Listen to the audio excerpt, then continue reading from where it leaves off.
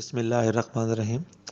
حضرت شیخ عبدالقادر جیلانی رحمۃ اللہ علیہ المعروف سرکار غوث پاک کا مقام ولیوں میں ایسے ہی بلند ہے جس طرح تمام نبیوں میں نبی پاک صلی اللہ علیہ وسلم کا مقام بلند ہے۔ آپ کو نقیب الاولیاء بھی کہا جاتا ہے۔ آپ نے ایک بار اعلان فرمایا کہ جو شخص مجھے دیکھ لے گا اس پہ جنت واجب ہے۔ تو یہ اعلان سنتے ہی ہر طرف سے لوگ آپ کے دیدار کو امٹ پڑے۔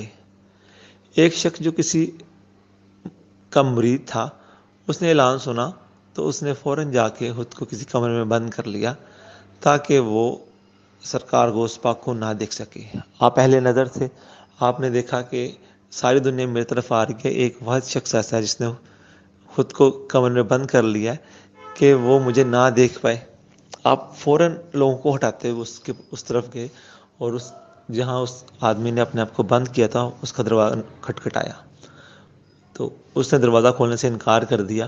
تو آپ غوث پاک نے فرمایا کہ دروازہ کھولو، میں سرکار غوث پاک ہوں۔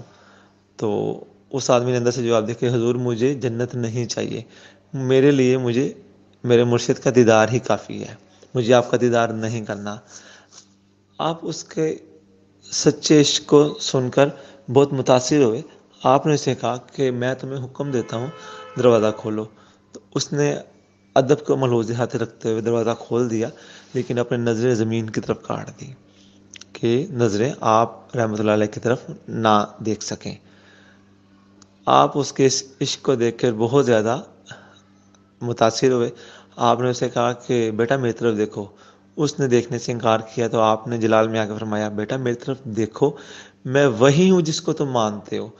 تو جب اس شخص نے اپنی نظریں اٹھائی تو سرکار غوث پاک رحمۃ اللہ علیہ اس کے مرشد کے روپ میں کھڑے تھے۔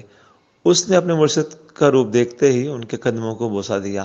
آپ رحمۃ اللہ علیہ نے اسے اٹھا کے گلے لگایا اور تمام لوگوں سے مخاطب کرتے ہوئے فرمایا کہ تم سب لوگ عورتیں ہو جو جنت کے طالب ہو، یہ واحد ایسا شخص ہے تم میں جو طالب مولا ہے، جس کے لیے اپنے مرشد سے بڑھ کر کسی کا بھی دیدار اور کسی کی دی ہوئی چیز بڑھ کے نہیں ہے۔ اس کے لیے جو کچھ بھی اس کا مرشد ہے، اس نے اپنے مرشد کے دیدار کی خاطر اپنی جنت کو ٹھکرا دیا ہے۔ تو یہ جو واقعہ بیان کرنے کا مقصد صرف یہ ہے کہ بے شک کوئی اللہ والا جیسا مرضی ہو، وہ آپ کو کسی بھی طرح کی آفر کرائے کہ ہم آپ کو یہ کروا دیں گے، آپ کے منظر بور کروا دیں گے، اگر آپ کے مرشد نہیں چاہیں گے تو کوئی کچھ نہیں کر سکتا۔ اس لیے اپنے ہادی، اپنے رہبر، اپنے مرشد کی طرف نگاہ رکھنی چاہیے۔ جو بھی آپ کو ہوتا ہوگا انہیں کی نظر